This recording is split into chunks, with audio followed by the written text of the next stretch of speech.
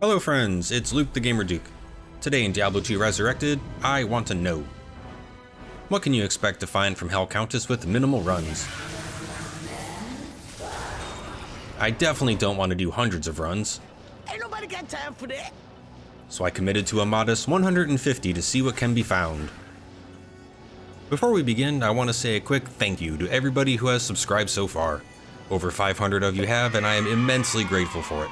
I sincerely enjoy making these videos, and I hope you enjoy watching them. I have tons more D2R content planned, as well as more thoughts on Last Epoch, and PoE2 Early Access just kicked off. So there is tons of ARPG content to look forward to going into 2025, and I hope you'll be here for it. So thank you again to all my subscribers, and let's get into the video. First off, why even grind Hell Countess? Well, for runes, of course. But what kind of runes? According to the sources, the highest rune that can be found from her special drop rate is an Ist, but potential for runes up to low from her normal monster type level is there, granted much more rare. Nightmare Countess special rune drops go up to Io, which opens up a couple solid lower end mid-tier rune words. The additional runes, Lums, Ko's, Fals, Lems, Pulls, Mals, and Ists open up the rest of the mid-tier runeword echelon, which can build some awesome equipment. Several rune words only require one mid-tier rune in pairing with normal mode runes, however some others require multiple. I actually have a 4-socket lower-cated mail I'd like to build either Stone or Fortitude into for my barb. Granted, the low for Fortitude might be out of reach. In either case, there are tons of new rune words which can become available by farming these runes. So can you find a good assortment? And how frequently do they appear? And can I sneak away with an upper tier rune? Let's go find out.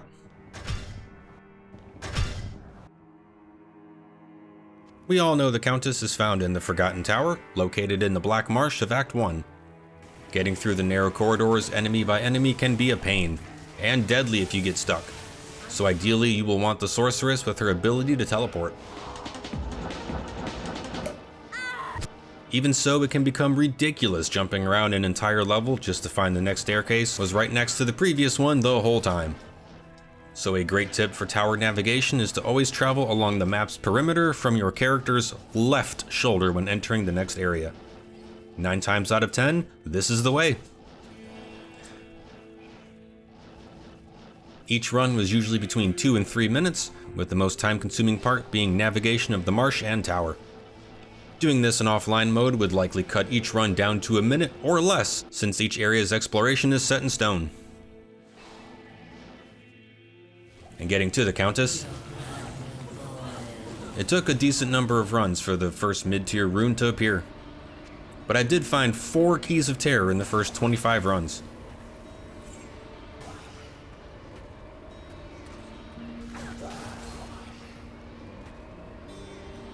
But the first mid-tier rune to drop was on run 29, and it was a good one. A pole. And then the Countess went cold again for a while. The other monsters apparently felt bad for me and dropped a consolation lum on run 40, which was appreciated. And was then followed by Ort after Ort after Ort after... But once the Countess warmed up to me again, she started giving up those goods, and I scored big on run 55. And Ist! Holy moly, that's solid. And just 3 runs later on run 58, a Mal. Damn! Here we go. And then literally 3 more runs down on run 61. A Foul and another key.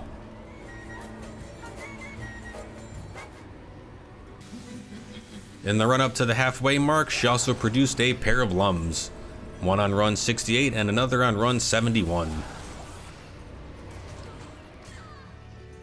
Reaching the halfway mark, I found a trio of Lums, a Foul, a Pole, a Mal, an Ist, and nearly half a dozen keys. Not a bad haul for these first 75 runs. The start of the second half got my hopes up fairly quickly with a duo drop on run 81. A co and a foul. Is this what you want? Is this what you want? Then the modesty continued with some following runs as a couple more keys dropped.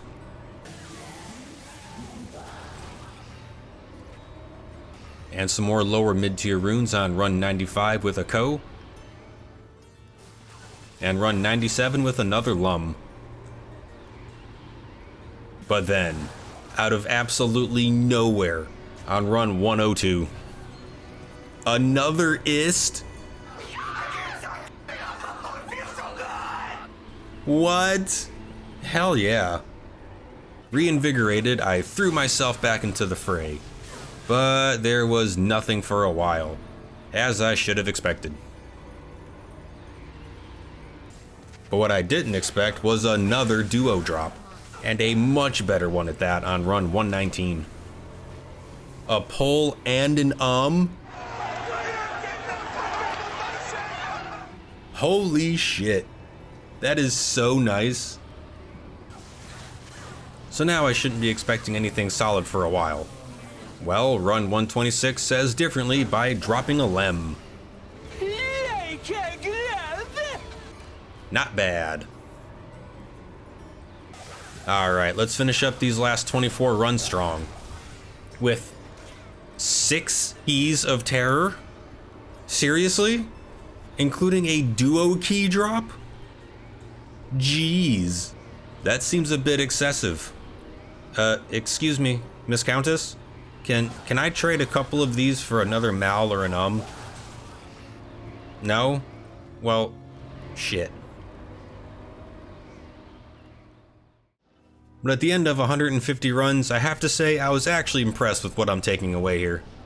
4 lums, 2 co's, 2 fouls, a lem, 2 pulls, an a mal, 2 ists, and 13 keys of terror.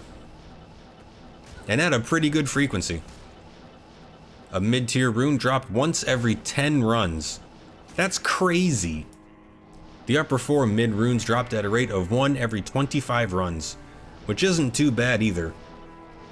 It's safe to say I can build not just stone, but basically whatever mid-tier rune word I want. So it seems the answer is yes. You can definitely find several higher end mid-tier runes with minimal Hell Countess runs. Just make sure you have yourself some solid bases.